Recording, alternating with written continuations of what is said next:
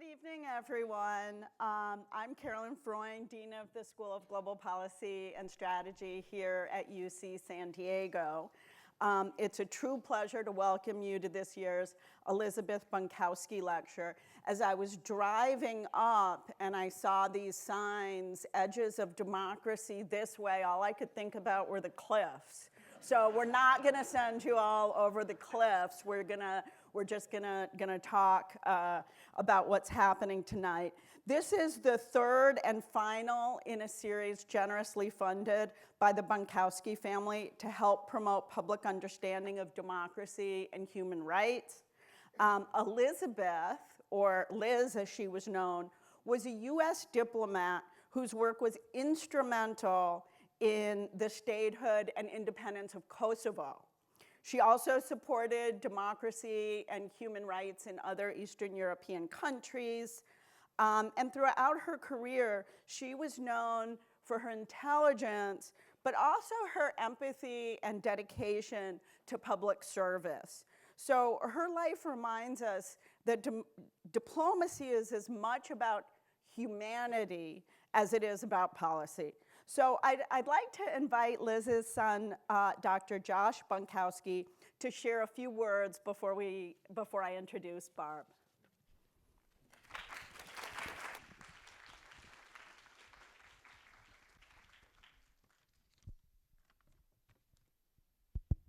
Thanks, Dr. Freund. Colleagues, friends, and family, thank you for joining us today. I'll be providing a few words as a way of background for the third and final Dr. Elizabeth Bonkowsky Memorial Lecture. This lecture series, instituted in 2023, had as its stated purpose to be, quote, focused on expanding understanding of how to strengthen democracy and the democratic world order, understanding urgent threats to democracy and democratic representation at all levels of governance, suggesting practical solutions, and supporting new generations of thought leaders. The lectures, as you just heard, are in honor of my mother, Elizabeth, who passed away in 2022. At the inaugural lecture, my sister's introduction presented Elizabeth's work with the State Department over 2 decades, including in particular the risks she took, detailing and exposing the human rights abuses of the Milosevic regime. In addition, she served a key role in the establishment of democratic norms in Serbia, Bosnia, and Croatia, and particularly in developing the constitution and resultant democracy for independent Kosovo. Interestingly, my mother did not herself consider her work in the former Eastern Bloc countries her bravest decision. As she wrote in her memoirs in 2020, going from a small Ohio church college to teach in New York City was a gutsy, or more likely foolhardy thing to do. She had left the small town of Evans City, Pennsylvania, where she grew up, and the similarly small liberal arts college of Muskingum in Ohio for big city New York. Her first job out of college was teaching in public school 12. She wrote, I called up the principal of a middle school on the Lower East Side of Manhattan out of the blue, and he agreed to hire me sight unseen. I eventually found an apartment in Greenwich Village, rent controlled, for $48 a month. I taught middle school kids on the lower end of the reading scores. About half were dealing with English as a second language, mostly Puerto Rican, but also a few Mexican and Chinese kids. My second year, I taught some girls' PE classes. I broke up a fight between 2 girls once, using my holds from a Red Cross lifeguard class. Word spread that I knew judo. I did not set the record straight. Elizabeth's story highlights how bravery and the integrity of what seems a small decision can have much broader effects than we first envision. Moving to New York set in motion her eventual PhD at Boston University, then joining the State Department, then the key work in the former Yugoslavian countries, and in some measure, to bringing us here today. There's an old story from the Talmud, the central text of Rabbinic Judaism. This story is of the tzaddikim nistarim, the hidden righteous ones. The hidden ones remain unknown, even to themselves, going about their everyday lives and work in anonymity, but accomplishing good deeds. In our own lives, we all know these people. For myself, my mother, and my father have set an example from teaching inner city youth, striving against repressive regimes, and inspiring the next generation. Elizabeth's story, her journey from small town Pennsylvania to the State Department, and her choices are an example that have inspired myself. Dr. Walter's presentation today we will be hearing about the civic and political challenges, but also hopefully opportunities we face for our own generation. As we consider her words, we can think about whether from bravery, or from dedication, or from foolhardiness, we may also be one of the tzaddikim nistarim. Thank you.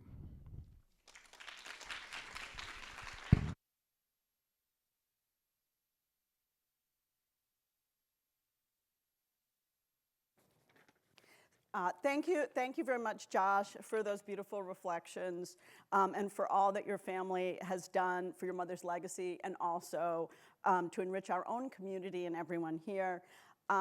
You read what this lecture series is about, and if you listen to what was in those words, expanding understanding of how to strengthen democracy in the democratic world order, urgent threats to democracy, practical solutions, we could not have a more ideal speaker than Professor Barbara Walter.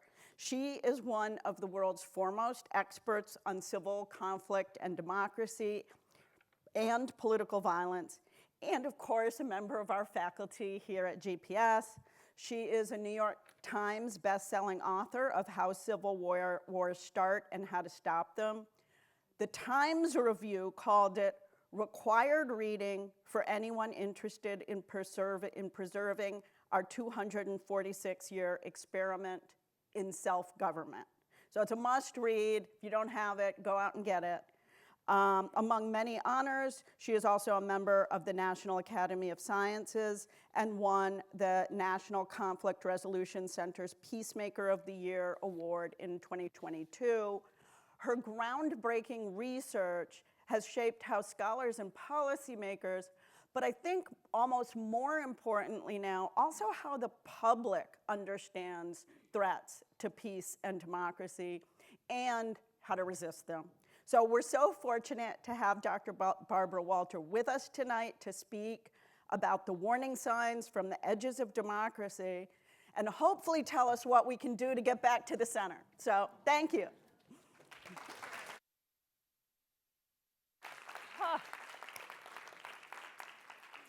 Well, this is going to be fun. It's also probably going to be a little bit terrifying.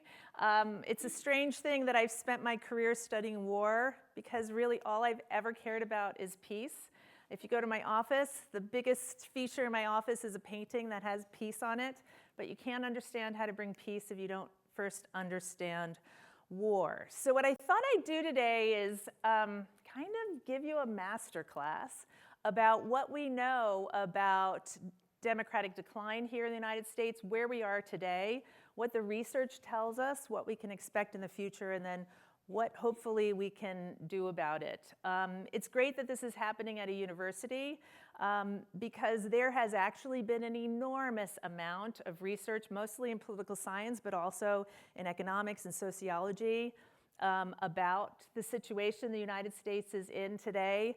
Unfortunately, most of this research and most of the data is not accessible to the public. Either it's behind expensive paywalls or it's written in a really technical, inaccessible language.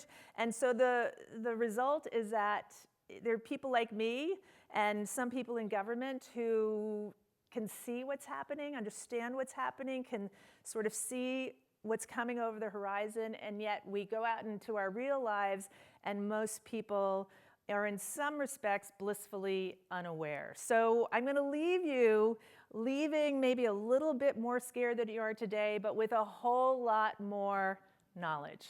And of course, knowledge is power. So I'm going to start by giving you the big context of what we know. Between 1994 and 2023, the US government had a task force. It was run through the CIA. It was called the Political Instability Task Force. And one of the goals, I served on that task force for 5 years during the first Trump administration. And one of the goals of the task force was to develop a model that would help our government predict what countries around the world were likely to experience significant political instability and or political violence within the next 2 years. It's not a very long time frame. The model at its peak had an 80% success rate. That is shockingly high. It was a very, very good model. It still exists today. It's open source. You can read about it if you're interested. So one of the things that we found out with this model that really it was only two factors that heavily predicted whether a country was heading towards political violence and political instability. The first and most important one was something that political scientists called an anocracy. Think about it as a partial democracy. It's a government that has elements of democracy, but it also has elements of autocracy. So, for example, you have a country and elections are held. Think about Hungary. People gladly go out to vote. In fact, most of the time they still think they're in a democracy. Participation rates are high, but the same leader and the same party tends to win again and again. That's an anocracy. The second factor was whether citizens in these anocracies joined political parties mostly because of identity. So rather than joining a political party because of ideology, you were a conservative or you were a liberal, you joined a political party because you were black or you were white, you were Christian, you were Muslim, you were Serb, or you were Croat. If a country had those two features, it was this sort of partial pseudo-democracy / autocracy, and it had these identity-based political parties. The task force considered that country at high risk of political violence or instability within the next 2 years, and we put it on a watch list. In fact, if a country had those two features, we found that it was, on average, had an average annual risk of 4%. Now, that doesn't seem high, but that meant that if those two features continued in a country, and they weren't improved, so you didn't have parties that reached across ethnic lines, you didn't improve your democracy. After 10 years, the annual risk was 40%. After 20 years, the annual risk was 80%. So I'll get to where the United States is in a second. Last year, I was really interested in the role of business in rebuilding democracy, and I spent a lot of time interviewing dozens of business leaders, CEOs of various companies. And I wanted to know what they thought about democracy, and I wanted to understand why so many of them seemed to be standing on the sidelines while America's democracy was weakening. And one of the surprising things I found was that most of them, and they were willing to admit this, didn't care that much about democracy per se. And in fact, a lot of them found democracy annoying in various ways. It was inefficient. It was unpredictable. Policies kept changing from one administration to another. And many of them sort of implied that what they really wanted was something that would be a little bit more easy to control. And when I asked them, is there a country whose government you really admire, a number of them said Singapore. Singapore. When I asked them what they really cared about, they said stability. What we really want is stability, and Singapore has stability. Now, Singapore is an anocracy. It's an anocracy. It's one of these countries. It is unique and unreplicable. It's a tiny little city-state. It's relatively ethnically homogeneous. It's very easy to control. We are never going to create a Singapore here in the United States. If you look at the data and you understand that Singapore is a great outlier way out here, and you look at the norm amongst democracies, you will find that they are the world's most unstable types of government. They are the most politically unstable, economically unstable, and socially unstable. They are also the governments that are most likely to start wars against their neighbors in other countries and to start wars against their own citizens. This is not a place you want to be. And so I was shocked to think that here we had the business community that was seeing all the negative results of democracy. And the negative results are coming from what they're seeing here in the United States, which is a very unhealthy democracy. This is not the way democracy is supposed to work. This is a democracy that desperately needs repair. And they were giving up on it and thinking what we really want is a little bit, maybe a little bit more autocracy. Not too much. We don't want to be China or North Korea or Bahrain. But something in the middle would be good. We do not want to be in the middle. If you look at a figure and you look at the type of political regime, and on one end you have full healthy democracy. Think about Switzerland, Denmark, Canada. And on the other hand, you have full autocracy. This would be the most autocratic countries. This would be the Saudi Arabias, the Bahrains, and the North Koreas. And you look where political instability and violence happens. This is what that figure looks like. Full healthy democracies rarely experience significant political instability and violence. But hardened autocracies also rarely experience it. They rarely experience it for very, very different reasons. Democracies, because the people are generally happy and they have other ways to solve their problems. In autocracies, it's because they're very, very good at repressing dissent. You don't have any opportunity to get out of line. Almost all of the violence and instability happens in the middle, So, where is the United States today? So, over the last 15 years, almost every democracy in the world has declined. Think about that. Almost every one. They're outliers. They're usually very small countries in Latin America or Africa. But most democracies are in decline. And in fact, one of the major data sets, which is organized in Sweden, is called the Varieties of Democracy data set, called 2023, the year of autocratization across the globe. And since the end of 2023, autocratization has only accelerated. We are in an age of autocratization. The United States is part of this. What is so troubling about this trend, which is now going on for multiple years, is in the past we used to see democracies decline, but they were sort of the nascent, weak democracies. They were the Polands, the Serbias, the countries that hadn't had a long history of democracy, and so therefore it wasn't that surprising that they were turning around.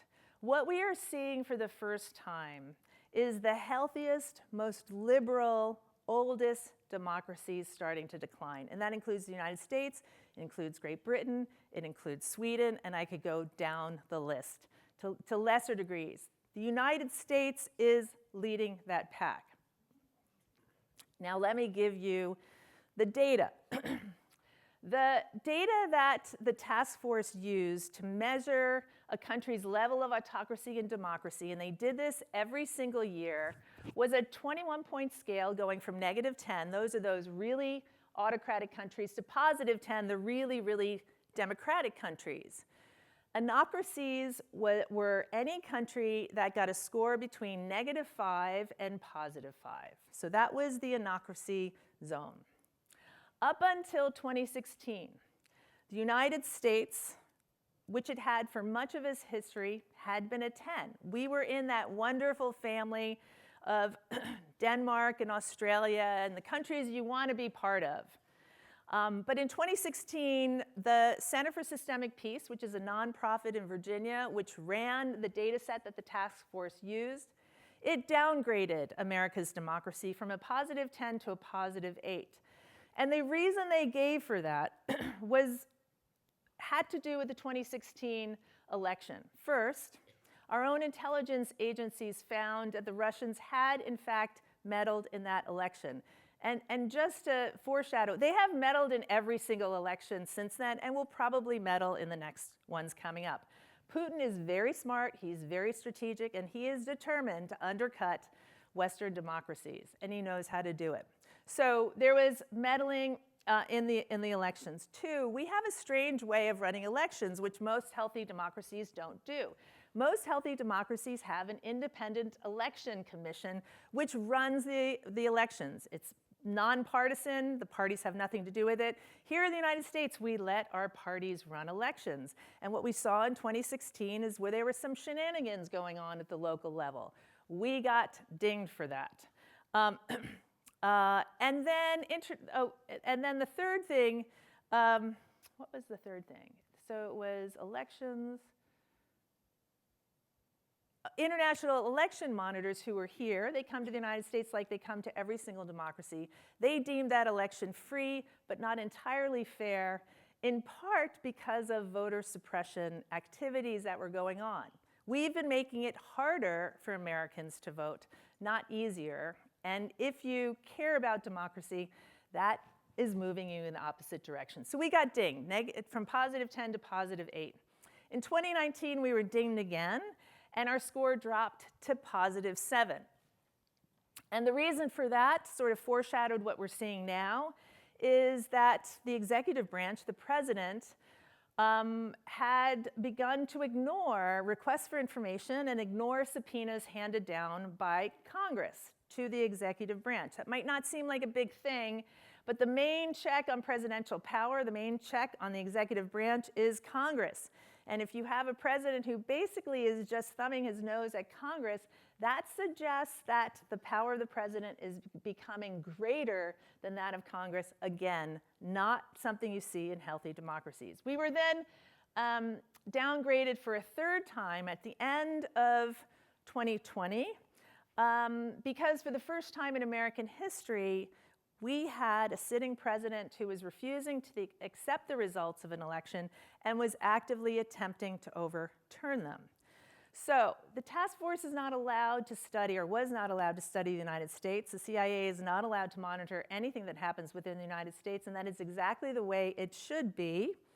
But I suspect that if we had been allowed to do that, we likely would have put the United States by December of 2020 at high risk of political instability and political violence within the next 2 years, and we likely would have put it on the watch list. That's December of 2020. Oh, by the way, when we were downgraded that third time, it was from a positive 7 to a positive 5. We were now in the anocracy zone. And of course, we know what happened on January 6, 2021. It shocked many Americans. They couldn't believe this was happening. Again, those of us on the task force who study this, who saw these, who saw the data, who saw how US democracy was declining and what was happening domestically, were not surprised. So where are we today? That was early 2021. We're now in late 2025. Two things have happened. First, Donald Trump did leave the White House voluntarily. That was a very, very good thing.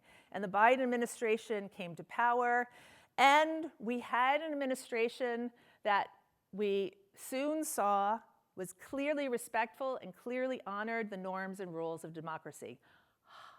Right? Many of us breathed a sigh of relief. But experts actually were quite troubled by what we saw during the Biden administration, and it foretold what we are experiencing now. When Biden came to power, Democrats controlled all three branches of government. We had majorities in the House of Representatives and the Senate, and we had Joe Biden in the White House. That is the exact same situation that Donald Trump has now. That if the Democrats had wanted to pursue real democratic reform, if they wanted to strengthen our democratic institutions so that we would get back to a 10, that was the time to do it. But in those first 2 years, not a single reform of our democracy happened. That meant that our democracy at the end of the Biden administration was no stronger and probably actually weaker than it was at the end of the Trump administration. That it did not improve. What we now had was a situation where we were placing our democracy in the hands of whoever was in the White House. And we were hoping, fingers crossed, that they would honor the norms and the rules, because the actual institutions of constraint, the actual institutions that could hold a leader accountable and create transparency and strengthen the rule of law were getting weaker, and they were not improving over time. So we saw that, okay, we got an improvement in our democracy only because we happened to have an individual in the White House who believed in democracy.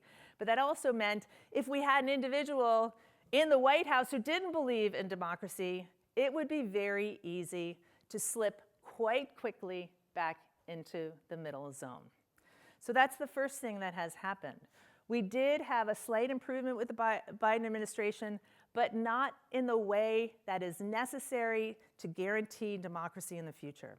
The second thing that happened is, of course, what we've all been living through in the last 10 months. Donald Trump came back into the White House, and since January, the United States has experienced the fastest decline in democracy of any advanced industrialized democracy ever.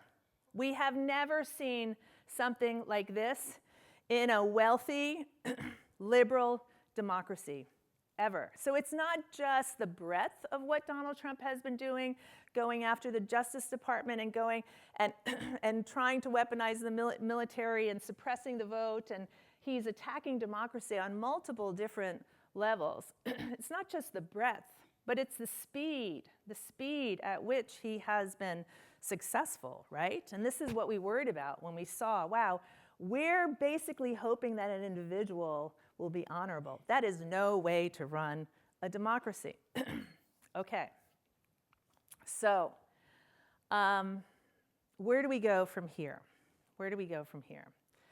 The average time that a country stays in this anocracy, oh, by the way, the data on 2025 have not come out yet, so the United States has not been assigned a number for 2025. But I've been involved in a survey of democracy experts trying to figure out where we think that number is. And the consensus is we are somewhere between +1 and +3. So we are going backwards. We are going backwards. So what can we expect from here on out? The average time that a country stays in the anocracy zone is about 7 to 12, 14 years. So it's not a place that most tend to hang out in. It's actually, think about it as a place of reckoning. This is where the ultimate government of a country is determined. About 50% of let me just say, the longer you stay in the anocracy zone, the less likely you are to return to democracy. So you don't want to stay here very long. The more likely you are to continue backsliding. We also know that the types of countries that tend to decline further, the types of democracies are a particular type.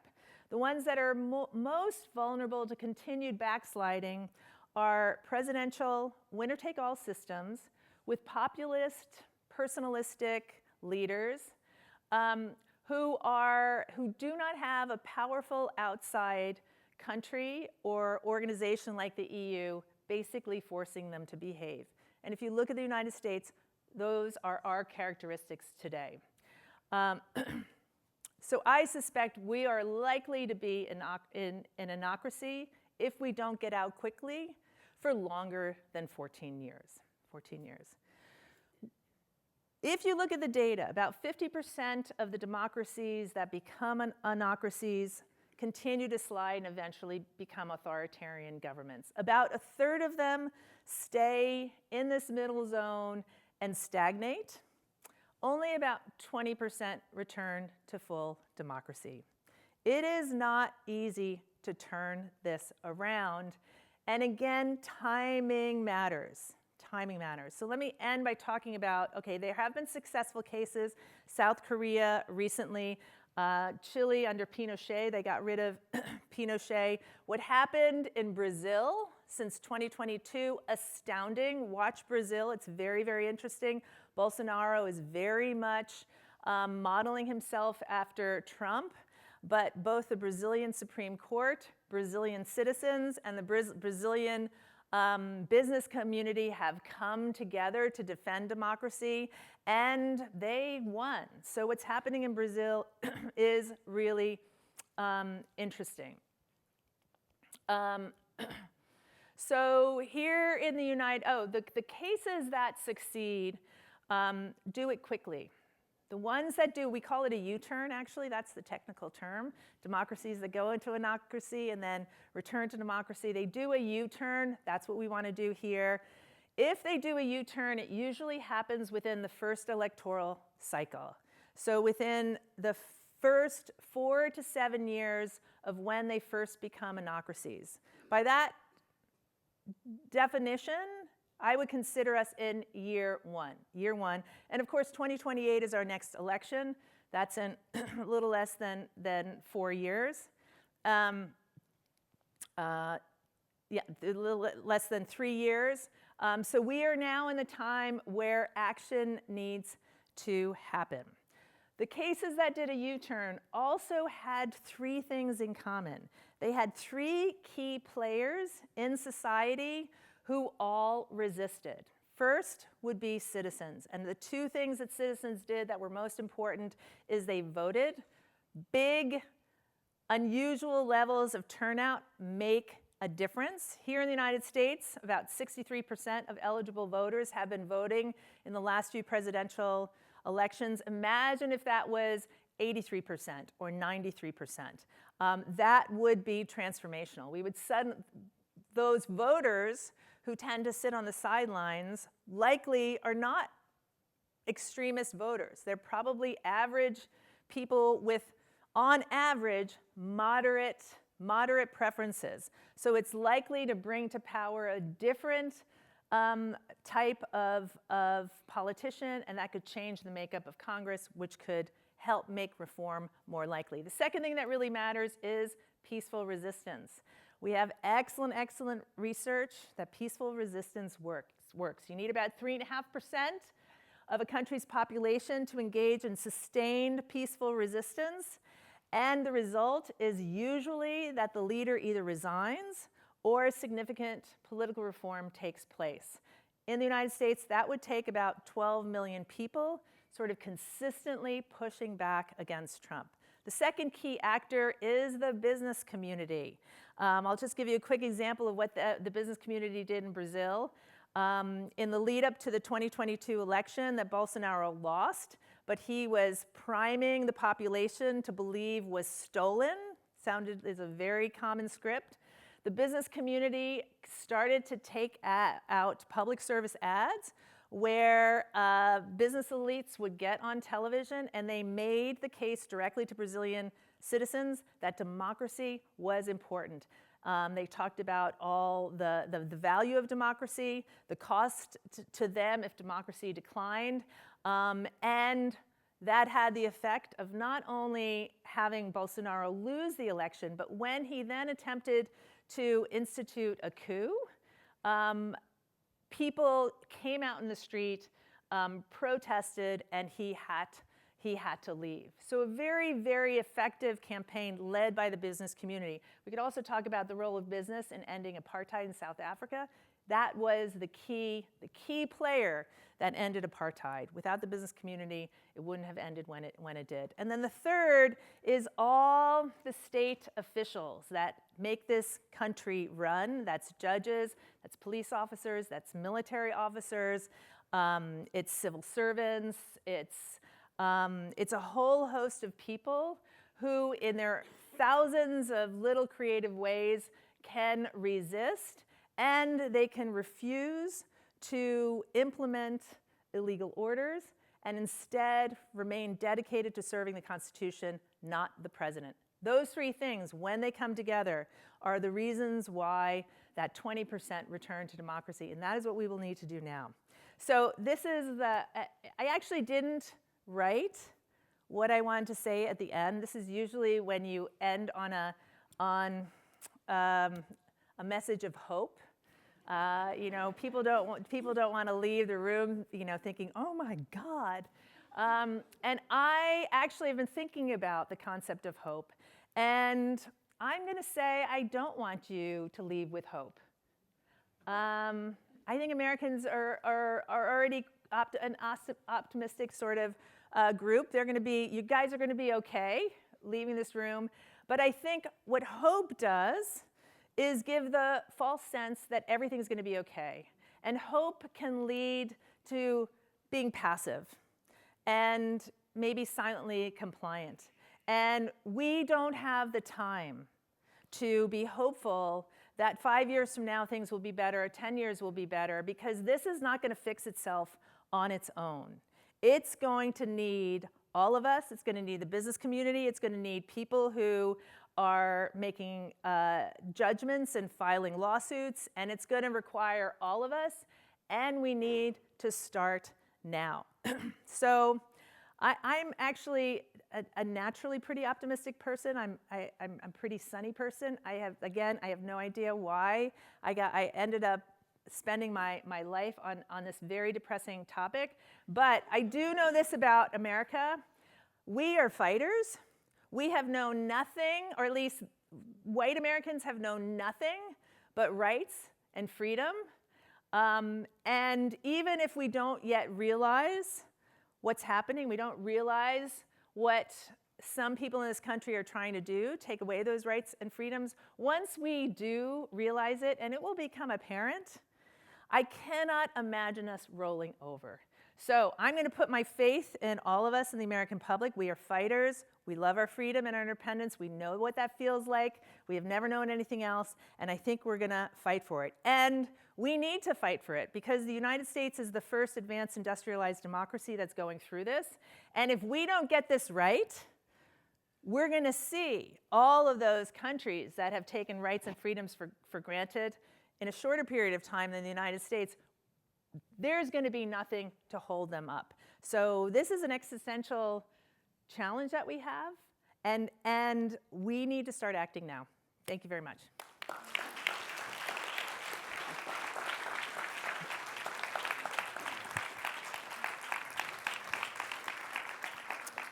Oh, thank you, Barbara. That was fantastic, if a little depressing there at the end. But we're at the edge, and she did tell us that we can make a U-turn. Yeah. So I'm going to still take that as an optimistic outlook. You know, you mentioned we're the first wealthy country going through this. And in the economic literature on civil wars and political violence, the two factors that come out as most important are kind of poverty, low income, and low growth. And when I think about some of your work, many of the countries you've worked in are low income. So what's so hard, and I think why people think, oh, it can't really happen here, we can be complacent, is because we're an advanced country. Yeah. So how do we think about that? How do you think about that?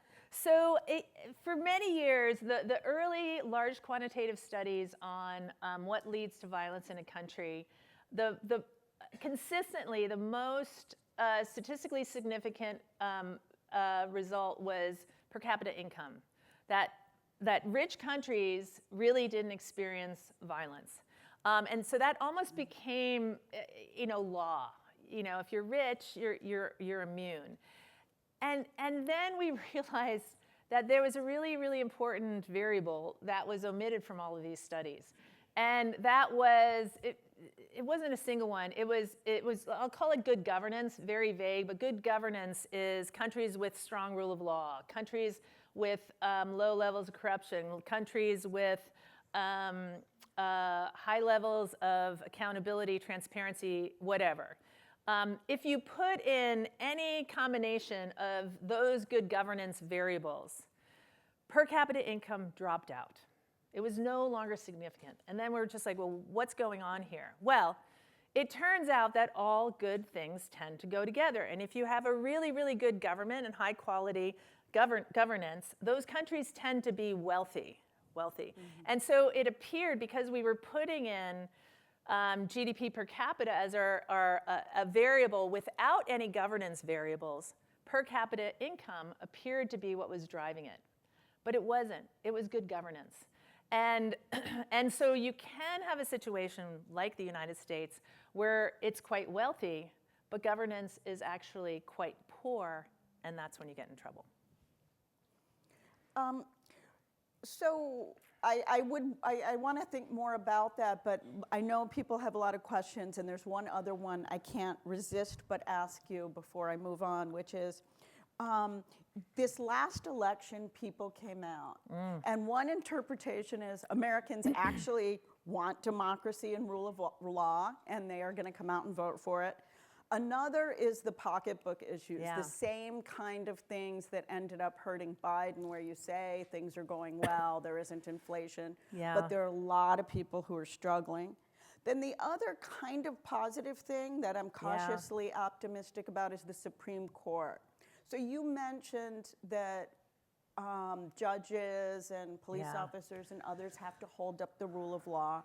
The questions the Supreme Court asked around the tariff issue really made it seem like they're actually going to deem those tariffs illegal. We'll see what happens. But I'm just wondering how you're thinking about the current environment right now, and if those things make you feel like we might be at a U. So this special election, the elections we had a couple weeks ago were informative. They were informative in terms of turnout. You know, these are off-cycle, weird elections, usually have very, very low turnout. They had high turnout. So people are paying attention. People are paying attention to what's on the docket. Here in California, you had 63% voting in favor of Prop 50. You know, that's pretty surprising. That's an odd proposition. It's it sort of rubs people the wrong way, but Californians understood that that was connected to democracy. So turnout was heartening. I don't think the American public is voting to save democracy. That was Kamala Harris's, one of her main messages. It did not gain traction. And I think that's because most Americans think our democracy is okay, or they can't imagine it going away. I just think it doesn't enter their radar screen. But boy, do they care about prices. And the last election was, again, all about affordability. And at a time when the economy is still doing quite well. So this is, this is before all our healthcare premiums have gone up. This is before, the Christmas season when people are going to see how much more expensive things are. The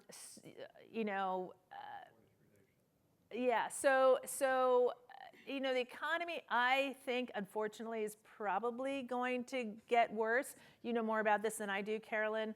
But that's how Americans are going to vote. And again, we know historically that Americans vote based on their pocketbook, and they blame the incumbent in power. So Trump is going to try to blame the Democrats, but he's not going to be able to run away from this issue.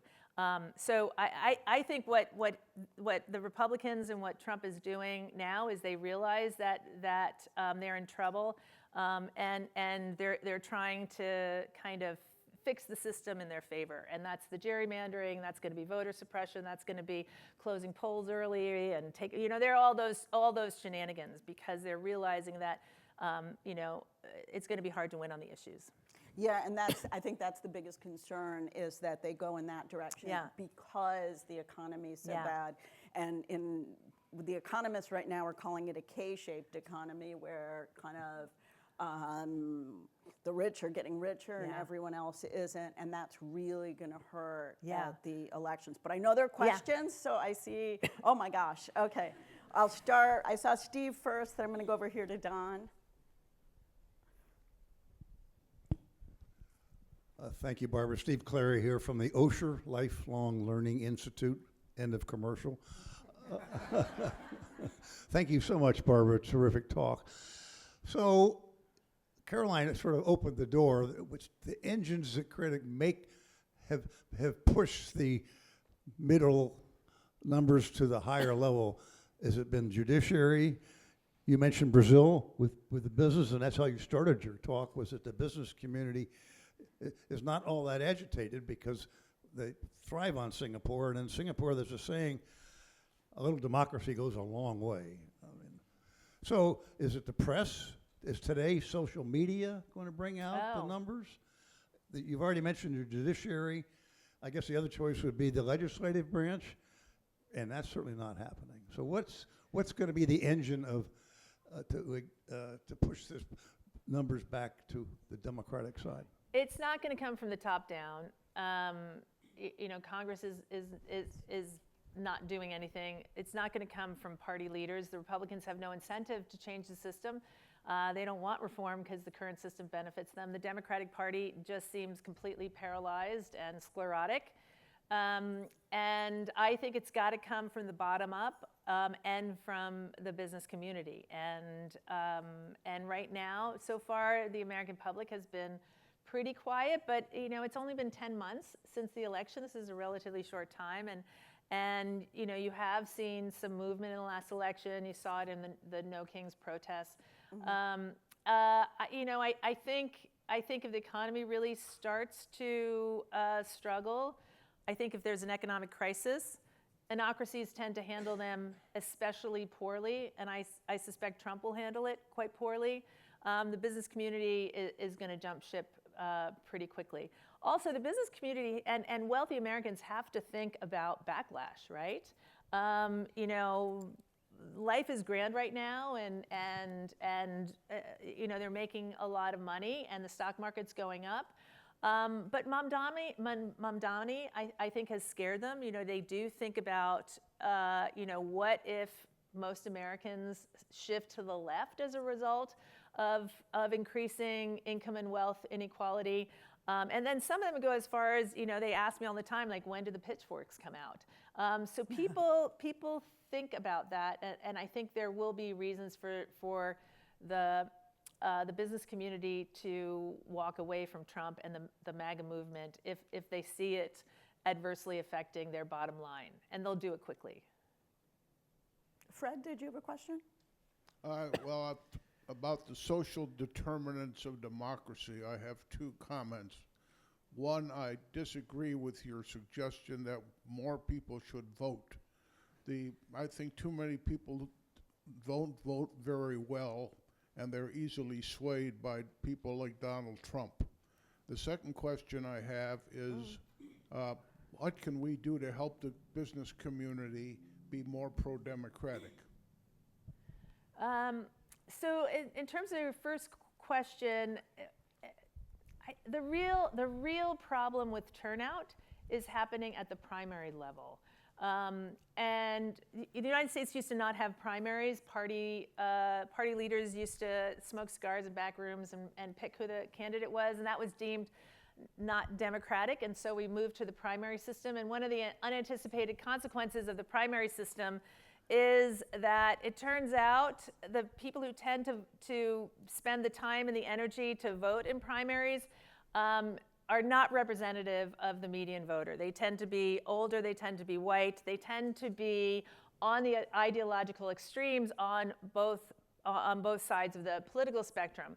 Also, in an age of increasing gerrymandering, we now have districts where they're uncompetitive. And so if you have a district where you're having a moderate Republican running against a more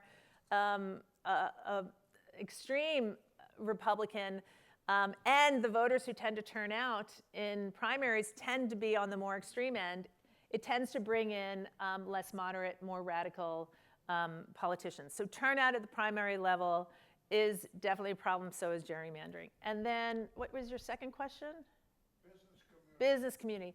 So my next book is dedicated to making the case that it is in businesses' self-interest to support democracy. And one of the things I'm doing together with a small team is to collect the economic and financial, to figure out the economic and financial costs, not only to the business community as a whole of democratic decline, but also by industry.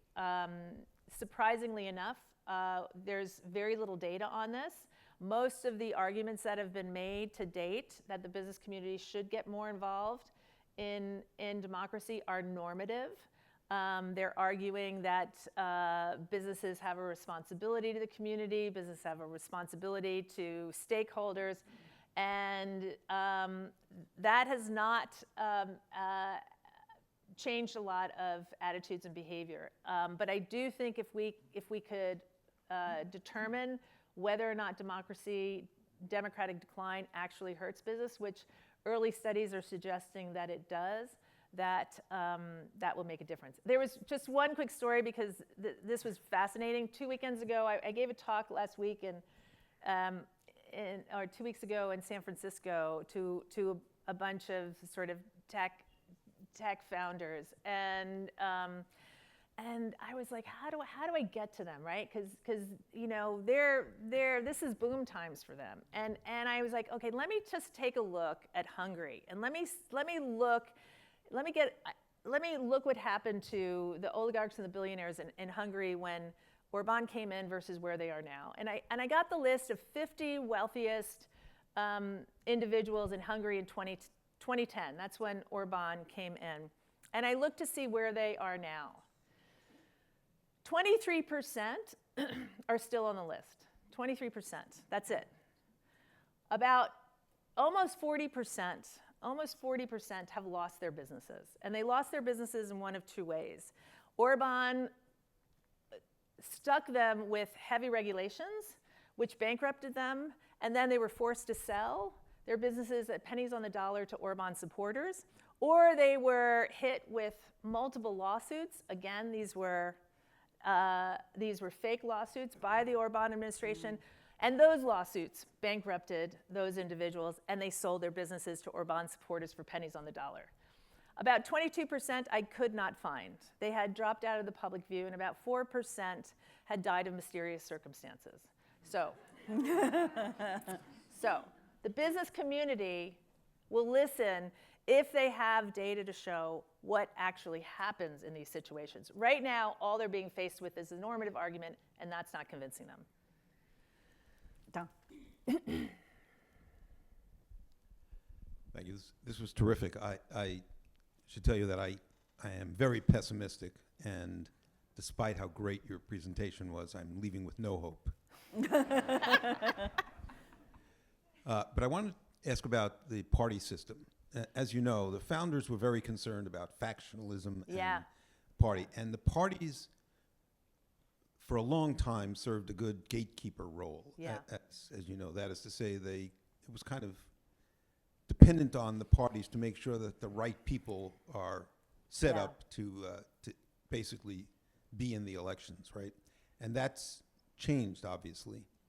And it seems to me that the fear of what might happen with a two-party system like ours is now coming to fruition.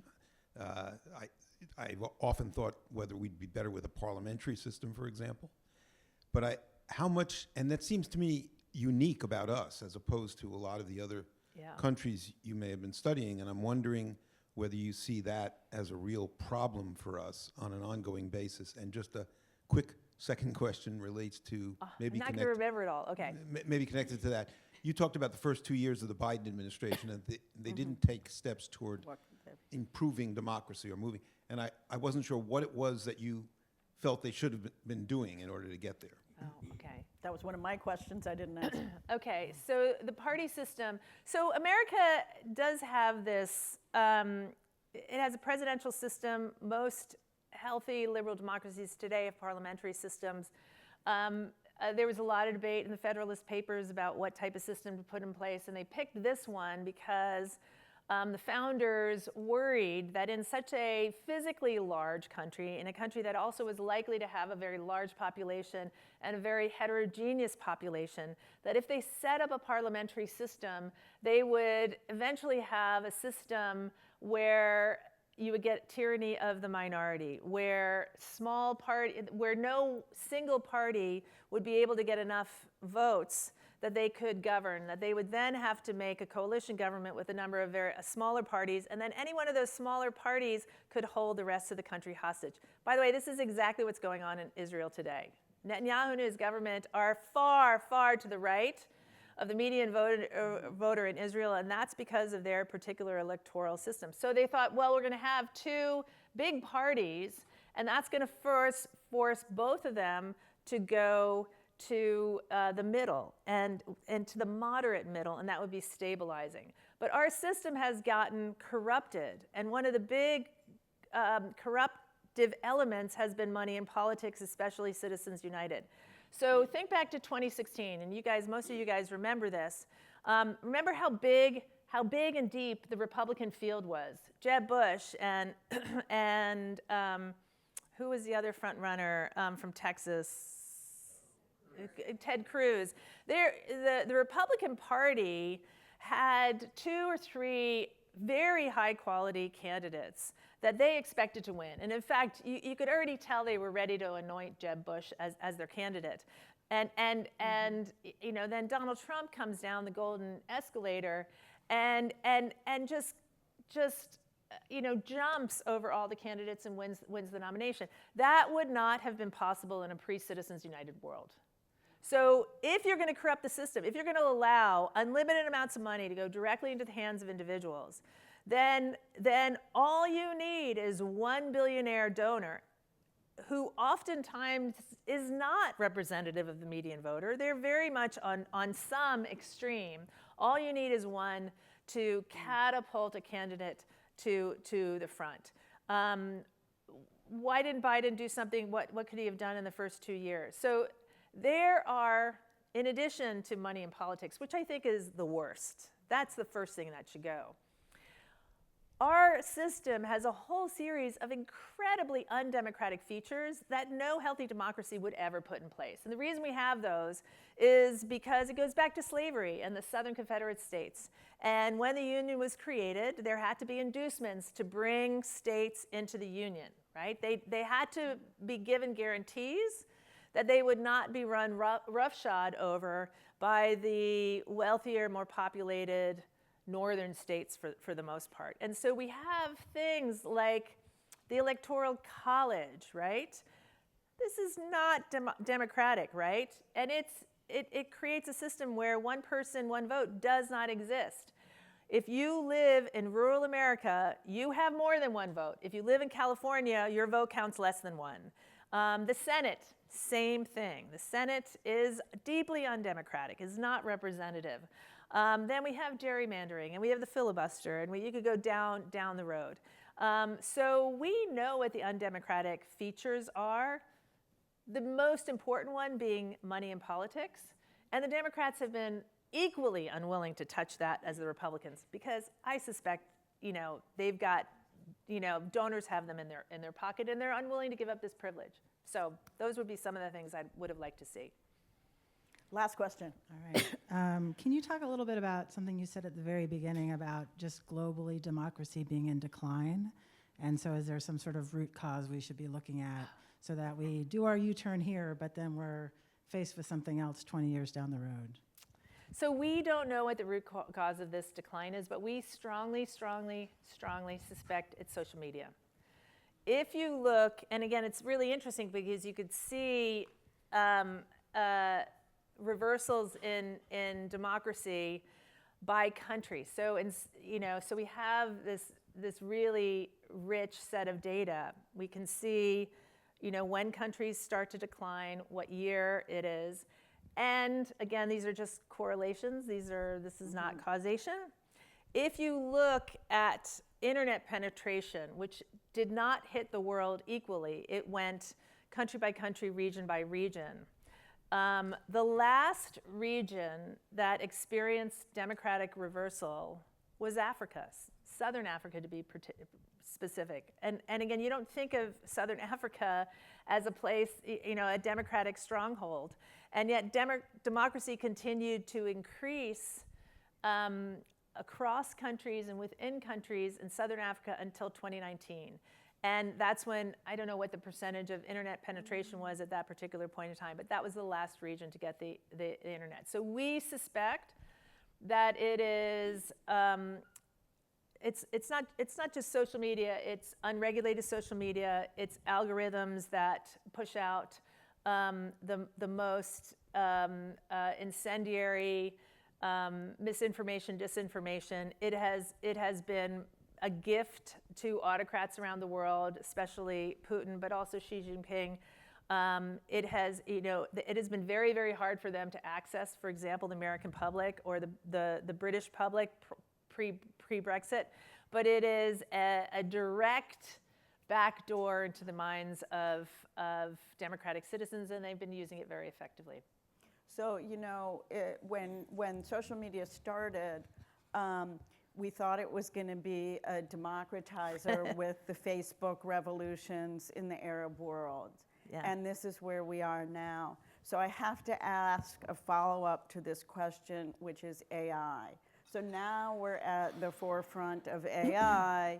Is that going to help reverse this, or is it another tool that's going to push us in a bad direction? Have you thought about what we can do to kind of put some guardrails? So I'm going to give the pessimistic answer first and then the optimistic answer first. And I actually don't know which one is right. The pessimistic answer is this is going to be like social media on steroids, right? And not just social media on steroids, it's going to be NAFTA on steroids. So the rise of the far right, not just here in the United States, but in Europe as well, has been, here in the United States, it was driven in part by the white working class leaving the Democratic Party, being disillusioned in large part from globalization and its effects on their community, and shifting to the Republican Party, which was giving them a message of hope, but also this vision of a different America, an America where the white working class had good jobs and benefits, and that they have seen go away. That was the working class. AI is going to take away white collar jobs, and the anger that the working class had, I think, is going to be exponentially worse with the professional class, because these will be people who did everything they were told. They thought they were doing everything right. They went to college, they took out loans, they went to grad school, they got a law degree, they bought houses, and they went to work, and they literally did everything they were told, and they are going to be discarded. And that's going to make them angry. That's going to make them angry. So I think there will be a group of people that will be more receptive to messages of let's take America back to where it was, whatever else. The optimistic point is, boy, we're like, I can't even imagine what's gonna hit us, but it's gonna be big, and they're gonna be big losers with AI. There's gonna be a small group that's really gonna benefit, but most of us are probably gonna lose, and maybe that's the incentive to finally get us to act. That in some respects, maybe it has to be really bad before people start coordinating and doing something, and perhaps AI is that final straw that finally gets Americans to say enough. Well, I know there are a lot of questions, and we'll have a reception outside, so I'm sure you can ask Barb some of the questions there. But please join me in thanking Professor Walter for such a great lecture.